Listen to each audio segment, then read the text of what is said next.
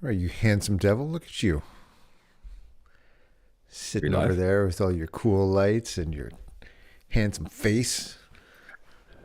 Well, thank you. The lights are thanks to you. The face I can thank my parents for. So It's what's good to see you, happening, man. my friend? You too, buddy. You too. I wanted to quickly say thank you for being solo last week. Oh, it was fun. I did a little meditation and yeah, for anyone who hasn't listened to, go check it out. So it was like a 7 or 8 minute little meditation that I like to do. And it's fun to do. So I call it the world on pause meditation. And I think as we want to talk about today, one of the things about just the pressures that some of us feel, like I know that I feel, and many, if not all dads that I ever talk to just feel like we just feel this pressure in this, the chaos of being a dad, being a partner, being a business owner or an employee, or having the way that we sustain our this life physically and provide for our families, and trying to be a friend and have interests and all of these things. It's just the chaos of that can be overwhelming sometimes. And it's like, what are we doing this for? And we're trying to maybe be something that is either something we want but aren't yet, or something that we have been told that we should have, or all these things. And sometimes it's just good to just put the world on pause and just take a step back from the day-to-day insanity that can be being a dad, and just to help put things in perspective. And it's like, taking 7 minutes for yourself and taking 7 minutes for myself is not only is it not gonna endanger anybody. Nobody's suffering because I take 7 minutes for myself. But more so, I think the world is made a better place because I took 7 minutes for myself. So I was happy to do it. It was fun. Yeah, yeah, yeah. Super important. Yeah, for sure. The just being able to allow yourself to have, give yourself that gift, and and also just how important it is for your own, nervous system. As I hear you saying, if you're feeling a lot of those feelings, then a proper practice like that can really do big things for recalibrating and resetting your nervous system, as you know more than most people. So yeah, that was awesome. Appreciate that. And it kind of ties into more of what we wanted to talk about, and just a lot of things that I've been remembering, and um, yeah, around just being able to give ourselves more moments like that through the day where it can feel like a lot if we're living, and this is just something I've caught myself doing and undoing. And I know I get myself in a tough spot where I can feel that pressure as well when I'm thinking a lot about the future and possibilities that may never exist, it may never happen. And I'm thinking a lot about the past and things that, that didn't go the way I thought they should. And but when I'm living a lot about in those places and those times, I'm not living now, and I'm not here, and I'm not present. Um and really, at the end of it all, that's all there is. That's all we have. It's like this moment right now with you, right? Nothing really else exists at this moment. Well, especially because everything's quiet and calm. But really, I Mm-hmm. have this moment with you, and whoever else is listening, to be present, to be here, and not to think about all these other things, because none of that at this moment matters. So yeah, that's one thing I wanted to unfold with you here, is just about being. I mean, that's the name of our community here, is being dads. And what does it really mean to just be? Yeah, I always loved the saying from years ago. I don't even know who I first heard it from, but that we are human beings, not human doings. And so many of us, myself included, I will often create an identity, and even an identity, or just a sense of worth, sense of self worth, all based around the things that I'm doing, as opposed to just who I'm being. And I am reminded as we're talking about this first time, and I know I've told this story before, but you'll just have to go with me. When my daughter was first born, I remember holding my daughter, and I remember looking at her and just thinking that she was the most important thing in the entire world. And I loved her so much, yet she had done nothing for me.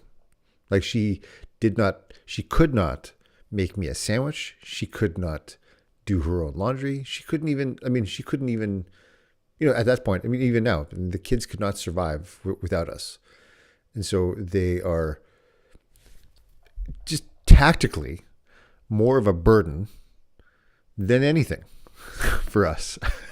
But through it all, even if they act out, even if they're little assholes sometimes, and they cause us trouble and pain and grief and all that stuff, we love them unconditionally for no other reason than because they exist. Thinking at that point, when I saw my daughter, I'm like, man, like I just love you. And that's never going to change. And I thought, man, like at one point, my mom and dad likely thought the same thing. I had a very loving, I still have very loving parents. And I thought, man, like I was loved for no other reason than because I existed. I didn't have to do anything. I didn't have to prove my worth. I didn't have to earn it.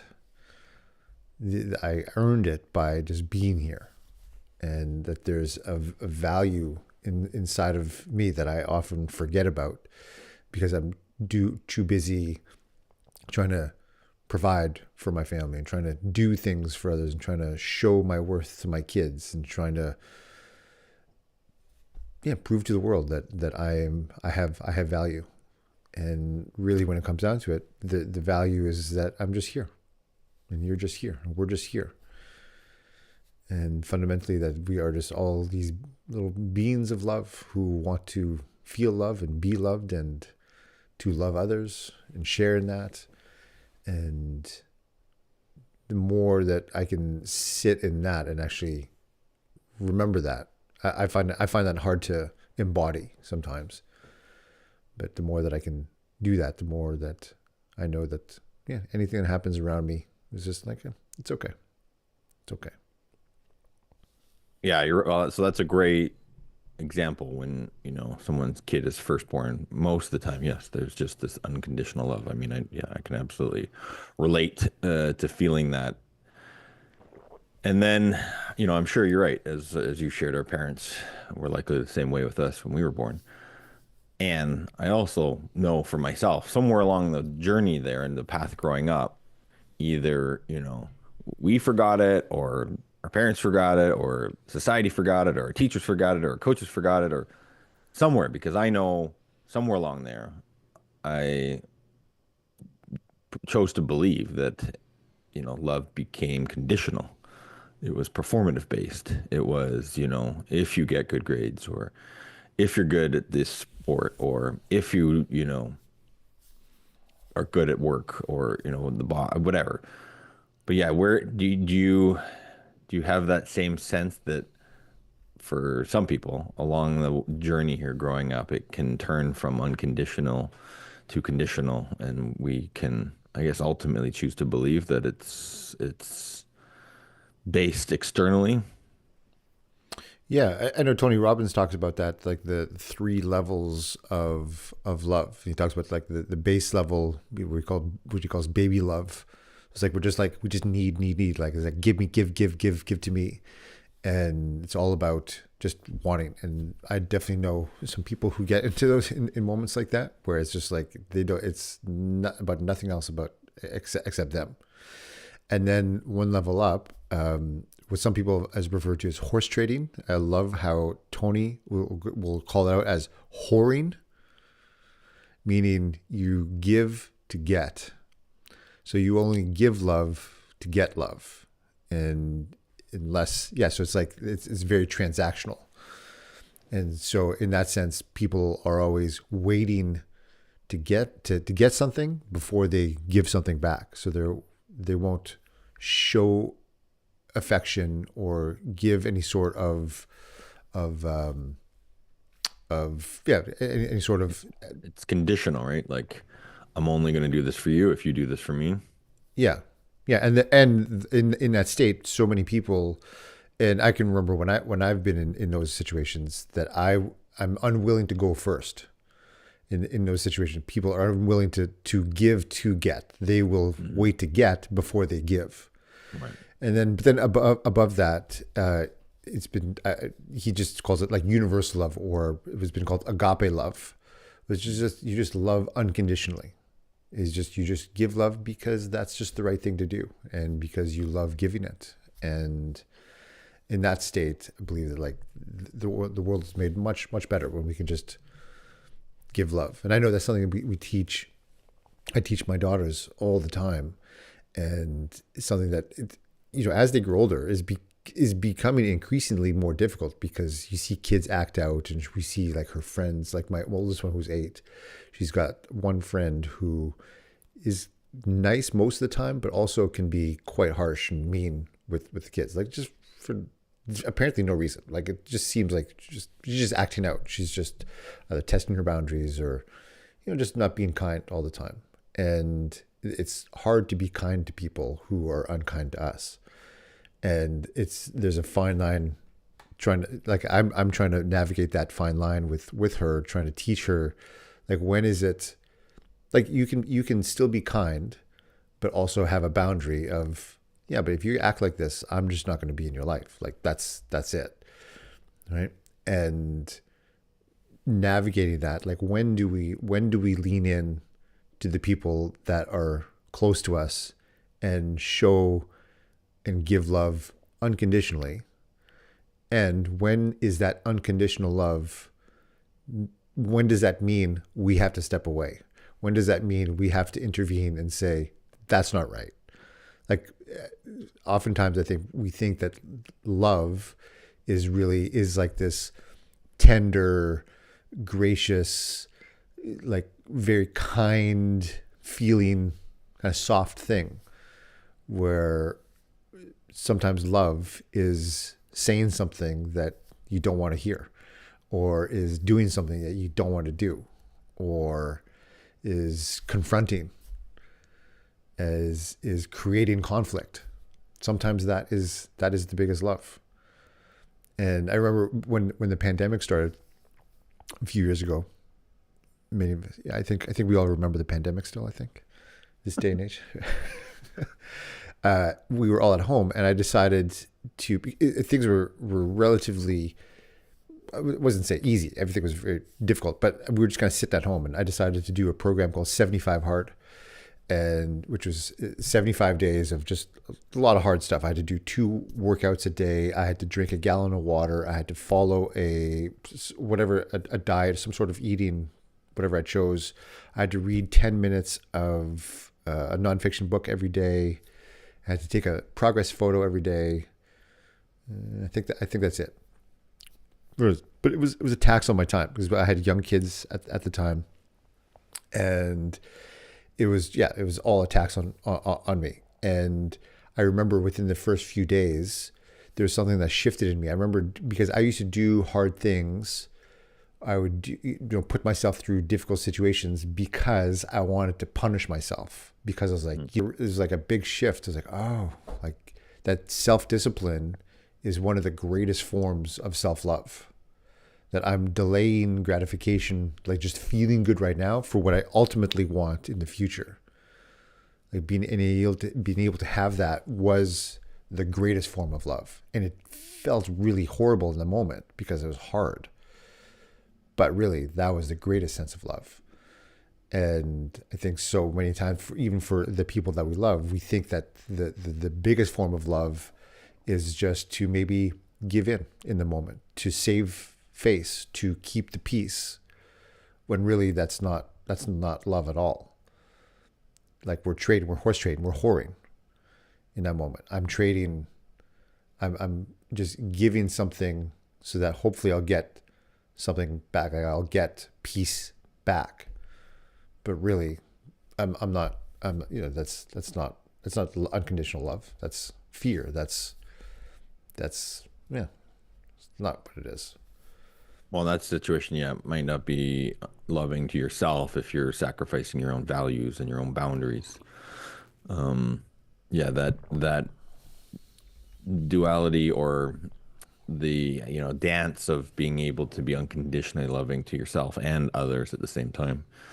Well, and then just what comes up for me too, as you share there, is this idea of, or like, how do we define love? Because it can be so different for you versus say someone else, like your wife or your kids or me. Mm-hmm. That was one of the things I wrote down, was also just really learning how to love ourselves, our kids, others in the way that they want to be loved, because perhaps the way that I want to be loved is not the same as what they want to be loved, and how important that is to really tune into that. Because I could say that I'm being unconditionally loving, but the other person could go, I didn't even see that. I didn't even notice that. That didn't feel loving to me. So just Mm-hmm. how in what I, in my wiser years here, that I'm still learning so much, is just around how to love unconditionally in the way that the other person wants to be loved, perhaps. Right. Right. And there's also the tricky dance of, like, if we are loving someone in, let's say, in the way that they want, sometimes it's like they're potentially looking for something that will appease them, but is really not Mhm. loving. It's a lie. Like the more loving thing is to see them for who they are, and to actually step into the moment of, like, I see you, I see the fear, I see the anxiety, I see the hurt, I see that, and I'm here for that. Like, I'm here to move past that with you and for you, and not, it's like, oh no, you're okay, everything's fine. Yeah. Yeah. I wonder, uh, and I mean, just yeah, it's a confusing, complex word. I don't even know if we want to attempt to try and unpack what love actually is. But you're right. It's not, my kids saying, you'll, buy me this toy or whatever. That's not what they need in terms of, real love. What are they looking for? They're really looking for, the acknowledgement that there's something that they are interested in. They're looking for, some attention, perhaps. They're looking for, but you're right. It's not necessarily giving them what they think they want to try and feel love, but being able to see who they really are, and I guess really seeing them, really hearing them, having them feel seen, having them feel heard, having them feel validated. And then from there, just like figuring out what it means. But maybe not what I hear you saying. It's not what's potentially presenting itself on the surface. Yeah. Well, and funny, I remember having a moment with my kids. This was within the last month or so. Uh, I asked them the question. I asked them something to the effect of, like,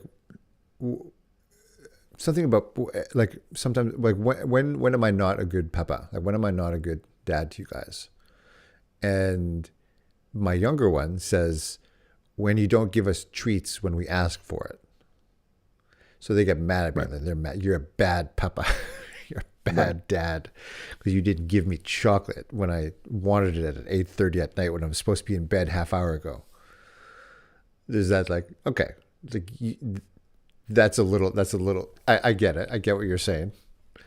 And also, there's like, okay, well, I also know a little bit more about Hmm. stuff, but this stuff, anyways. And I'll stick to that. Like, yeah, no, I was actually loving you by not allowing you to go insane when you're supposed to be in bed and ruin your whole day the next day. Hmm. Like, I had some foresight there. I had some insight Right. into how this all works. But Yeah. So ultimately, then, I think you're right. Like, that they ultimately need us to just be there, to just to be there. You know, like you had said something about your older kid who wanted you to come to her volleyball. She just wanted you to be there. Like ultimately, I think that's Right. what they want. They just want us to be there. They want us to be present with them. They want us to acknowledge that, yeah, I see you. You're there. Yeah, I'm here. You're there. Yeah, we're we're here. Yeah. We're Yeah. good. That instance was a reminder that, back to this idea of someone caught me when I was saying this, and they're just like, well, I hear you saying you want to be a great dad. And they're just like, well, what does that mean? Like, how am I defining being a great dad? Because without a definition, or even just by putting that there, though, I'm all of a sudden bringing in, subjective terms, because there's no like competition, there's no ranking, there's no like there's no report card. So it's completely subjective how I'm defining that, and I'm sure I'm moving the goalposts on myself all the time, and so it brings in all kinds of potential to find myself in a tough spot because I don't have it written down. It means that I'm potentially comparing myself to others. It just so but why do I need to to say that? Why do I need to define that when because the example I was bringing up, when one of my kids isn't, they're not asking me to be a great dad. They're just asking me, hey, can you come? Can you, I'd like you to be at my game. That's it. And they just want me to be there. They just want me to be who I am. I don't need to, I don't put team makeup on and have a big sign up and, try and, you know, be this person I'm not. So that's just been, I guess, an awareness and I don't know, relaxation into being, and this brings it right back to the beginning, just remembering to be me, be a dad, and more so rather than trying to come up with a definition of, what it means to be a great dad. And the other part I want to talk about is just the do-it-all dad. And, that just brings up, it feels like a recipe for feeling really bad about oneself versus just more so than trying to be a great dad, is what kind of dad do I want to be? What are those characteristics that I want to leave that I want my kids to go back and remember me for. So that's where I'm at with yeah, this whole conversation of being. So, have you thought about what those, like, what that looks like for you? So, like, what is just being a good dad? Like, what are those characteristics? What are those traits? One that we've shared from the very beginning is, and we just talked about it here, being present. And my daily, one of the things in my daily I am that I do, like as a practice, is I am lovingly present. Like that's a way of being that I want to remember and embody and practice and show up as, so that they have that felt experience of their dad and another human being and a man being lovingly present with them. Like I'm there. Like I'm not, they catch me when I'm driving and I take the wrong turn. They're like, Dad, what are you doing? And I'm like, oh, sorry, I'm on autopilot. I'm thinking about this. I'm thinking about this. I'm not here right now. I'm not with you. I'm not thinking about where we're going. So that is a continual practice for me to just be, if I'm making them breakfast, like I'm there with them. If I'm putting them in bed, I'm there with them. And if I'm not, then I'm there with myself. And so being lovingly present with them, with myself, that's one essential criteria, way of being that I practice every day to embody more of. Yeah, that's so good. I can remember so many times where I yeah I'm just like in space somewhere and my kids are like, Papa, Papa, Papa, Papa, and I'm like not even there. And I was like, whoa, like I just totally missed all of that. Yeah. That one's right at the top of my list. The other one that we talked about already here, unconditionally loving, lovingly present, unconditionally loving. They don't need to, it's exactly the same thing that I'm doing for myself. they don't need to be a great kid. You know, there's not some standard I'm putting on them or some expectation or some outcome or, you know, they don't have to score a goal or they don't have to get a great report card or they don't have to do any of that to be loved, you know, and that only when or mostly when something external had to happen. You know, I had to get a good report card. I had to, you know, to score a goal. I had to get, you know, something from the outside in a relationship to feel a certain way about myself on the inside. And that's been a Mm-hmm. big rewiring over the years here to get to a place of no, like, uh, it's full circle here in our conversation. I'm worthy of love just because of who I am, and therefore so are my kids. But if I haven't done that work for myself, then it could be quite easy to slip into a pattern of looking at my kids and putting that same expectation on them that I had growing up, or at least I put on myself growing up. And yeah, I think I've been doing a good job of realizing that for myself and being able to reflect that onto my kids that you're worthy, I love you just because you're alive, because you're you. That's it. You don't have to Mm-hmm. do anything. You don't have to be any different. You don't have to, you know, be this again, great kid to get affection from me. Mm-hmm. Um, and you know, I don't ever want to burden them with thinking that, you know, back to that horse trading, that conditional love. I don't want them to ever think that I'm only doing things because, you know, they're doing like you have to clean your room before I'll drive you to soccer. You know, like that's I will drive you to soccer, you know, and you need to clean your room. I don't ever make it conditional. Mm-hmm. Right. Yeah, it's something that I. In fact, as I'm saying this, I don't know. I don't know exactly why I'm harping on this a lot with my kids, but uh, I've been telling them, and actually yesterday, my oldest one just really not tested me, but she was like asking me, she's like, Papa, what if I do something really, really, really, really, really, really, and she just kept on going really, like it was comical. It was like a minute long, really, really bad. And I said, I'll still love you. I said, oh no, she said, would you get really angry? I said, well, I might, but do you know what I'm angry about? And she said, at the behavior or at the thing. And I said, yes, at the thing. I'm never mad at you.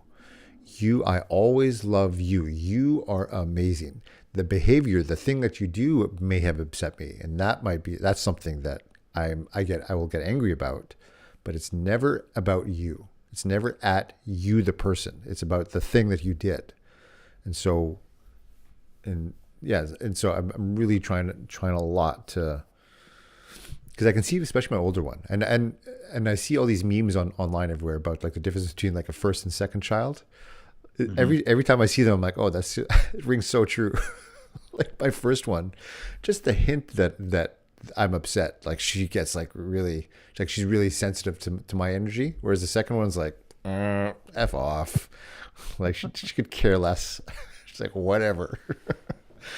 And I'm like, whoa, and I'm like, oh, I wonder if I was like that because I was the firstborn, but yeah, I could definitely sense that, and so so she'll ask me like, Papa, are you angry? And I might just be like in a shitty mood or like exhausted or something like that, but I'm like, oh man, like I got to catch myself, like so in that state, like how I'm showing up, like she's picking up on, we seem to think there's so like we put so much importance, so much more importance on the thing that we say or the thing that we do, as opposed to like who we're being as we're saying that thing. Mm. Mm. It's funny. I mean, this is something I train people on all the time in terms of speaking and things like that. Like there's what we call there's in communication, there's the words that we say, and then there's also what we call nonverbal communication. So there's like our body language speaks so much. Our tonality speaks so much. And there's even something more that like it's like I can give somebody a whole book on A to Z how to fly an airplane. So you got all the scripts. You've got all of the templates. You've got all of the things. These are the step-by-step things. Now, that doesn't make you, just because you know you have the book, doesn't make you a good pilot. Like, you actually have to do the thing. And it would be very easy for somebody to, like, say if somebody were to just give me that booklet and say, okay, go fly that plane. And then I have to try to convince everybody on the plane that, like, I'm the pilot. Like, I could say all the right things, but people are going to see behind that. Like, they're going to know that I'm, like, kind of behind my eyes. Like, I'm in my head here. Like, well, this is not right. And it's not what I'm saying. It's like, you can just sense there's just something off about this guy. There's something off about what's going on here. And we seem to think that we're so smart that we can, like, trick everybody around us about thinking that, like, oh yeah, no, I know what I don't know what I'm doing here. But it's like, there's something going on, and that our kids pick that up. I think more than any of us recognize. They sense there's an essence, there's an energy there that might be off, that they're picking up on. Yeah, I mean, it's a bullshit detector. Like, we've evolved to this point and survived as a species because we're very good there is an instinct that we have to make sure that we can be safe. And we sense that, and kids are, before they're reprogrammed through whatever, when they're real and raw and still have those instincts. And obviously we all have them, but sometimes we, anyways, forget them or get conditioned to not listen to them. But kids, you're right. They have that sense very, very innately that, and this just doesn't feel good. They won't be able to necessarily say it, but they will be able to sense it.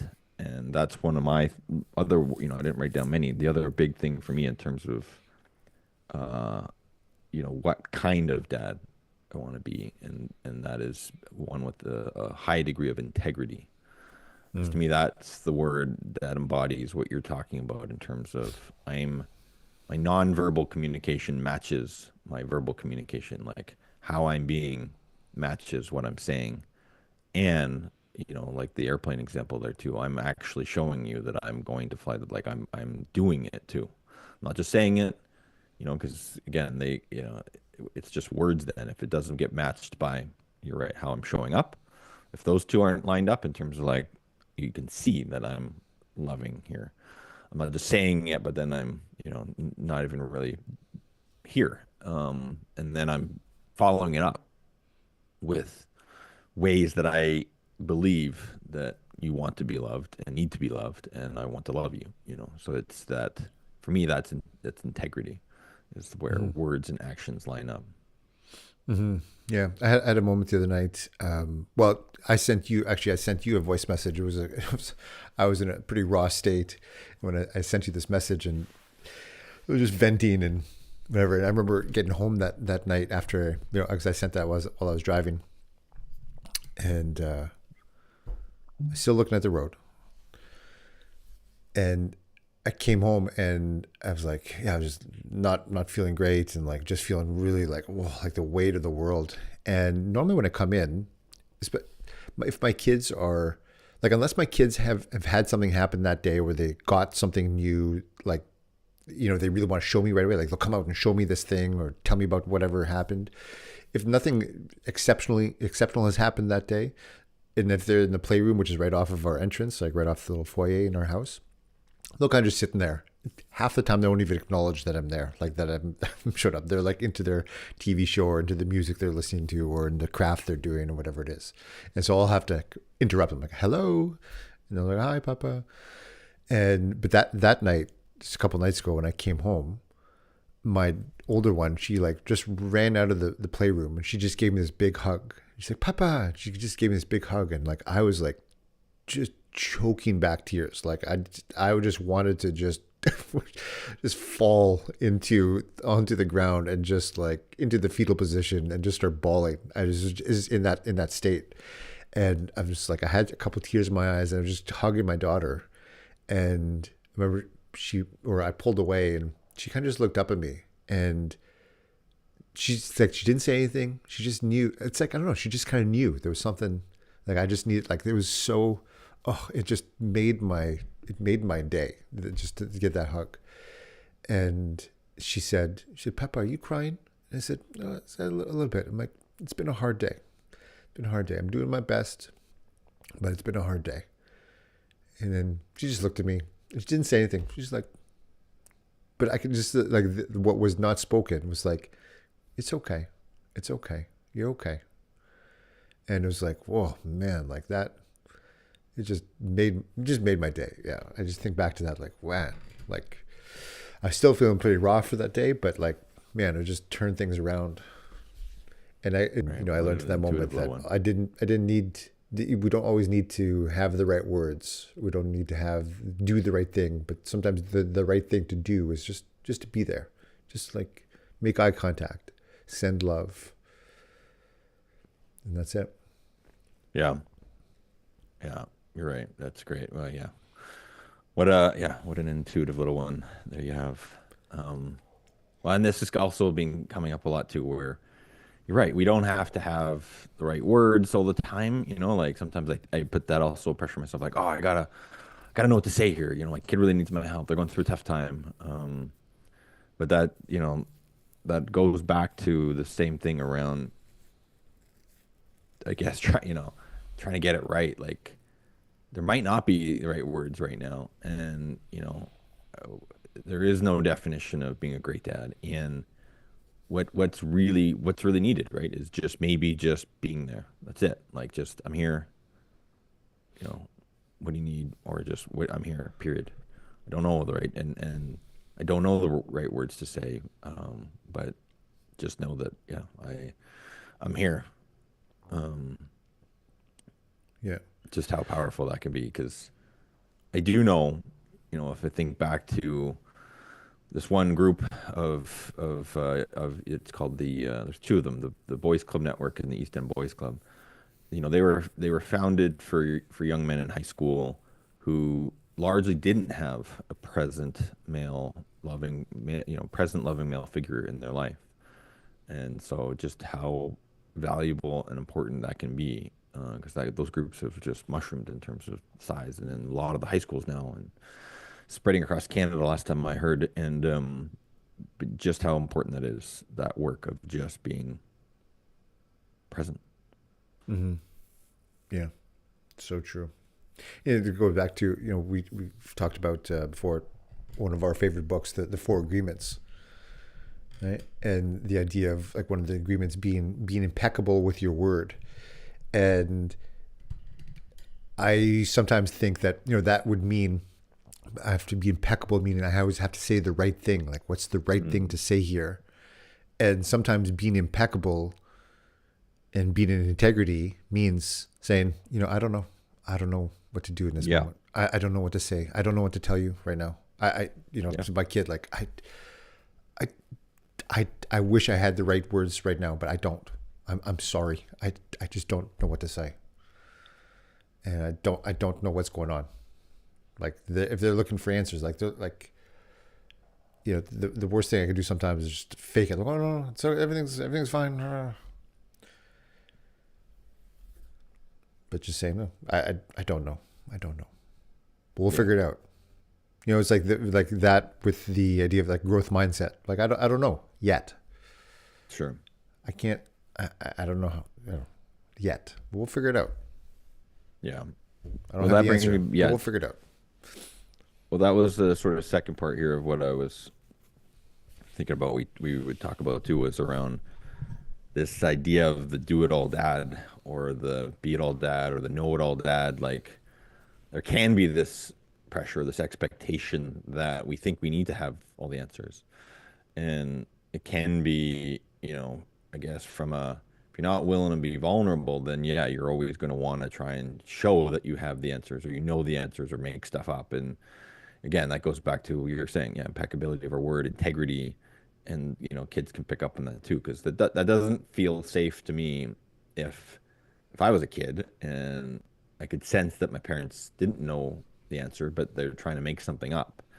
That doesn't breed trust. If they sense that something's off there, but if they know that their parents are willing to be real, like, yeah, sorry, I don't know, don't know what to say here. I know this is huge for you. I can see it. I'm here for you. And at this moment, I just, I don't, I don't have the right words. But that to me is real. That's integrity. That's matching, um, what's going on inside with what's going on outside. I mean, there's a part where it can be oversharing, right? Like you want to know that the pilot of the airplane has, you know, control of the airplane. But there's definitely some times where it's valuable to just be real and open and honest. Um, but yeah, that's the big thing I've also, been realizing is just I'm not gonna know everything to say. I'm not gonna know how to do everything for them. Like I'm doing a better job of focusing on where my strengths are and the kind of dad I want to be, and then realizing that there's definitely, you know, I don't have certain strengths, and that's okay. And helping them realize that this isn't a strength of mine, and that they are going to go and need to get some different kinds of support from other people in these other areas, right? Like I'm not like any one of their activities. I'm not a volleyball expert. I'm nowhere near the ski expert that my son needs, or even a soccer expert with my daughter at 7. But okay, so but what can I provide to them? And I'll make sure they get really good coaching for the pieces that I can offer them. Hmm. But so yeah, that just for me goes back to this, like you shared too, that piece around integrity, around impeccability and word. What do I know? And what am I really strong at? And what do they really need? And doubling down on that, and then being humble and honest about the areas that I don't have strengths in, and either working on that myself and them seeing that, or getting them the kind of support they need in those areas. Yeah, I think that reminds me of it's fascinating. Yeah, like it seems like letting go of a lot of the things that we feel like as dads, like we need to do everything. Like if I want to be a great dad, I have to do all of these things. And sometimes it's actually not. Sometimes it's actually being able to recognize where we can hand that off to somebody else. Like yeah, like I don't need to be the coach. Sometimes like I get the best coaching, and I remember listening not too long ago to somebody was talking with Richard Branson, who owns like the Virgin Empire, and they was asking him like, how do you like you own like 70 some companies, like how does that even work? Like how do you even like how can you keep track of how can you even name all of your companies? Sure. Like I couldn't even name 70 companies, never mind you own and run all of them. And it's really like it's he was talking about, well, he's like, I most of them don't need me. Like I know my key role, Hmm. and I he hires properly and he delegates. And at some point, like that's how literally like how we scale impact is to actually give things away, is to trust others. And we're really like we're holding the vision, and everybody else does the tasks. And we don't need to be in control. We don't need to micromanage every little thing. And I think like, oh, like that's so true. And that's Hmm. really like, our job sometimes is like we are the kind of the visioneers of this life. And we recognize when it's time for us to step in, and when it's time for us to delegate, when it's time to, let go of things to be the most effective. Yeah. Yeah. Let's see what else I write down here.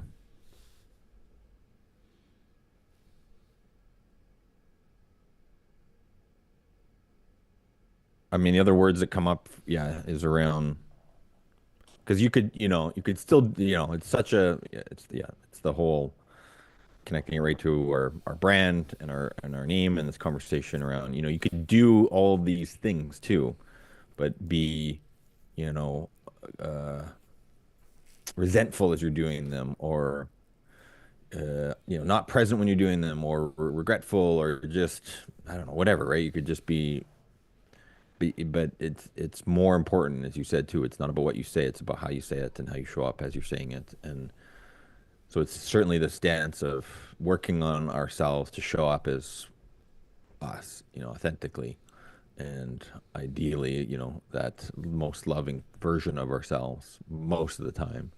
And then from that place, saying what needs to be said and doing what needs to be done, but not also trying to figure out what to say for every situation and do everything. Um, there's this idea of being dependable. I mean, for me, that's been a big thing that I want my kids to know, that no matter what, I'm there for them in some capacity. Maybe not always physically if I'm on the road or whatever, but they need something they can call. If it's 2 in the morning and they need a ride, they can call. Like I will be there, but also to the point where, I'm doing a better job of this, of not sacrificing myself necessarily. Like, also making sure there's healthy boundaries and not creating codependency as well. Like, okay, I'm not going to do stuff for you. I'm always there, and I'm not going to do stuff for you that you need to be able to do for yourself at your age. Hmm. So this idea of being dependable without creating codependence. Yeah. It reminds me of one of my mentors, Dr. Michael Buffington. He's he's a chiropractor in Texas, and he's a coach. And I remember him on stage talking about an issue he had with his adult son who was going through addiction, and his son landed in the emergency room, almost died. Like he was in the middle of the night, and so he was like in that moment, like he had to, he was woke up in the middle of the night. He's there helping his son, holding it together for his whole family, and like figuring all this stuff out. And I remember him saying, he's like, "This is why I train. This is why I get up early every morning. This is why I meditate. This is why I journal. This is why I take care of my health. This is why this is why I'm disciplined, is because when things like this happen, I'm the guy that's going to pull it together. I'm the guy that is dependable. I'm the guy." He's like, that's why I do all this stuff. It's for these moments like this. He's like, it doesn't seem like it matters when we're doing the training, when we're like, why am I Things are meditating? Why, good. Yeah. yeah, just like it just seems it could be very self-serving. It could be very selfish. We can look at that. But he's like, no, but this is why. He's like, because when everything goes to shit, it's like I'll be the guy. And I just loved that. I just loved, like, I often think about that, him saying that, like when I'm in the middle of doing something, or I put off things that I know that I need to do for myself because of, oh, someone else needs something or they want something from me. Like, no, but like this is so important because not only it makes me better, but allows me to act when I need to act. It allows me to be that dependable person when it needs to happen. Right. And to be able to, and it also allows me to recognize those moments too. When it's time to turn it on, when it's time to show up, like I know, I got it. And I think just knowing that, like that there's a sense of confidence that comes from that, moving through our everyday life, that like you can tell, like, okay, no, this guy's got it together. Like this, like it may not have it. I know all of us don't have it all together. We never do. But it's like, okay, but when the zombie apocalypse comes, like, okay, I'm going to be near this guy because he can Right. hold it together. He's done his Yeah. training. Right. Yeah. When I think about, as you share that too, it's you're able to stay true to who you are in your center, far more often because of that training. Like, I guess for me, I can relate in my world. I had this, I can remember this funny example, memorable in the kitchen. And we think sometimes though that training is for something, significant, like the zombie Grand, yeah. apocalypse, but it can be those times where I've just reflected on my, like, wow, like if I hadn't have done all that work on myself and all that training, how would I be showing up right now? Like I could just remember this time in the kitchen, my youngest was just having a full-on meltdown and just losing. And I can't remember. There was good, like, got to get out the door, lunches, full-on meltdown. And my eldest is sitting there at the counter, just probably eating calmly her breakfast. She's looking at me and seeing me just how calm I am in this storm. and but legitimately calm. Hmm. And I just, smiled at her and I said, "See, this is why I've done all the work. I've done all the personal growth stuff, all the training for this moment right now to be the calm in my youngest storm for her and to help her now co-regulate and get back to her center and just to realize for myself that it's not always something grand, yes, that I've been training for. It's that moment right there so that both my kids can see what calm and centered is like, even when, shit all around you is falling apart. Yeah. Yeah. It's like how many times have we seen well, especially when our kids are younger and they're learning to walk and run and they fall, and before starting to cry, they just look up at us. And it's like if I make it out like it's no big deal, they kind of just get up and keep going. But if I look like, oh my God, what's that going? Then they say, "Ah." Yeah. Yeah. And even when, yeah, it's, you know, I was just thinking back to that the airplane example, like they're looking, well, they don't get to see the pilot, but, they're looking. Ideally, I do. I look at the flight attendants to see like, is this a problem right now? Like if it's really turbulent, like if they're freaking out, then then I then I might start to freak out. But if they're able to actually have their center and be grounded and know that it's not, it's going to be okay, then that helps me feel good sitting in my seat as well. And I think our kids are no different. They're looking at us to see, should I be freaking out right now? Or even if things are, maybe needs to be freaky, like I don't know, the airplane's in a problem, you need to get out, but can you still maintain your center and your calm through that chaos? Because if you start, if obviously if everyone starts freaking out, then it's a problem.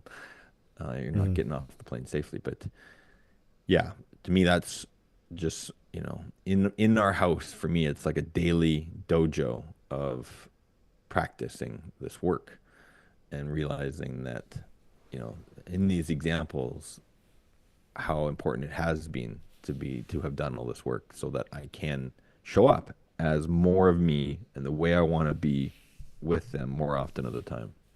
Mhm. Like the saying, better to be a warrior in a garden than a gardener in the war.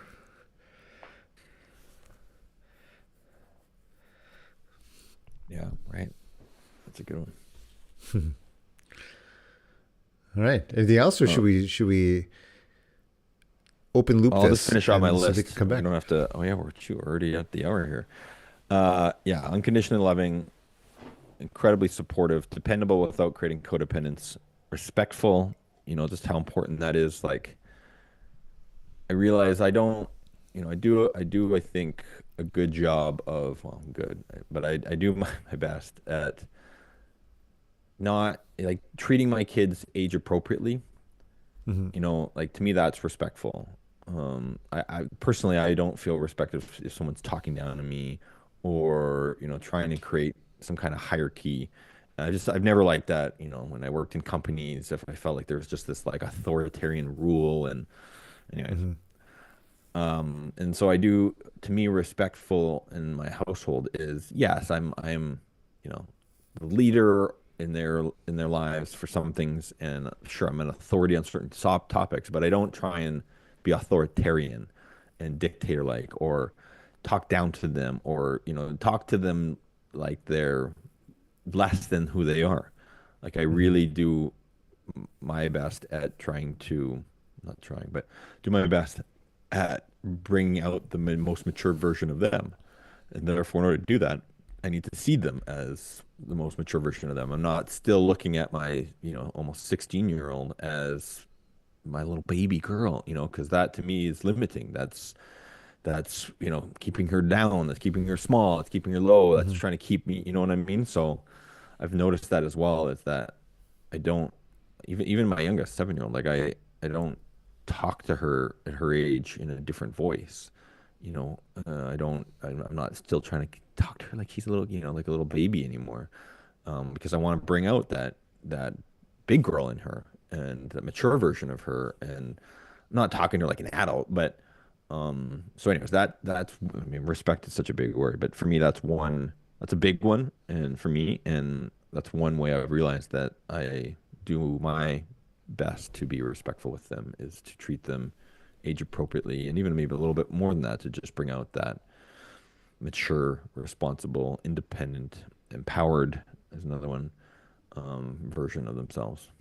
Yeah, I think that respect goes to even like not necessarily the things that we tell them, but even when they're talking. I think so often we're so solution oriented that we'll try to Hmm. like intervene and be like, okay, well, no, just do this, but just allowing them to talk and to just and maybe ask a question like, oh, why do you think that?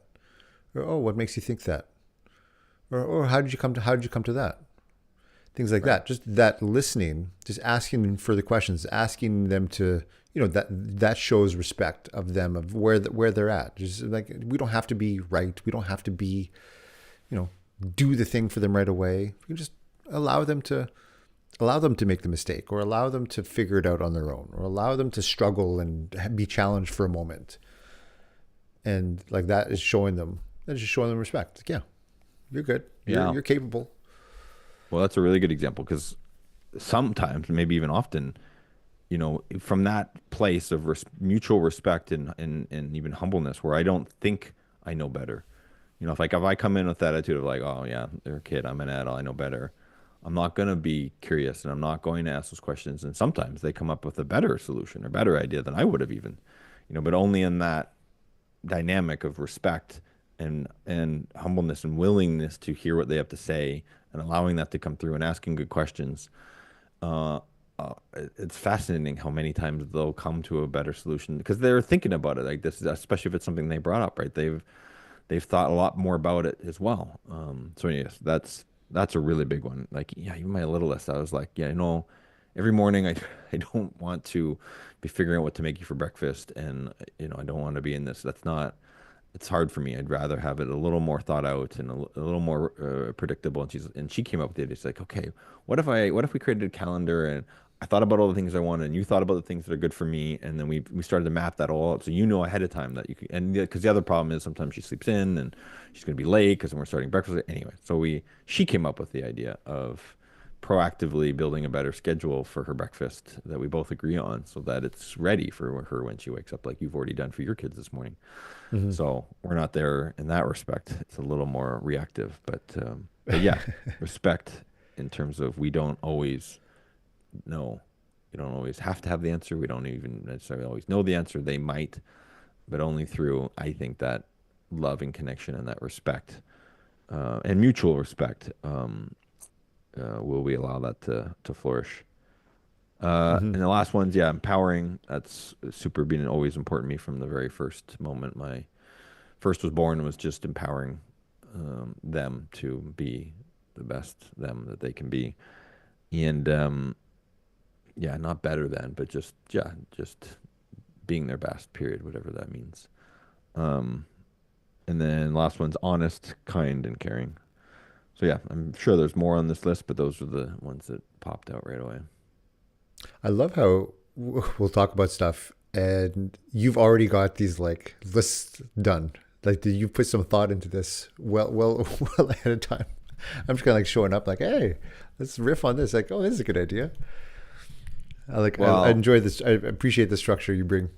sure. Well, it's a good dynamic, right? Because yeah, I if we both were like that, then it would be maybe too rigid and maybe too thought out. But for me, like I was sharing with my daughter's meal, I like a little bit of. I mean, there's so much else in life that's unpredictable and spontaneous, and like schedules change, and all of a sudden, yeah, every day is not as easy to predict as I would like sometimes. But I like to have some things pre-thought out like this, so that I know that there is some structure or order to it, and then allowing the rest of the chaos to unfold as well. I love it. A little bit of a balance there. Yeah.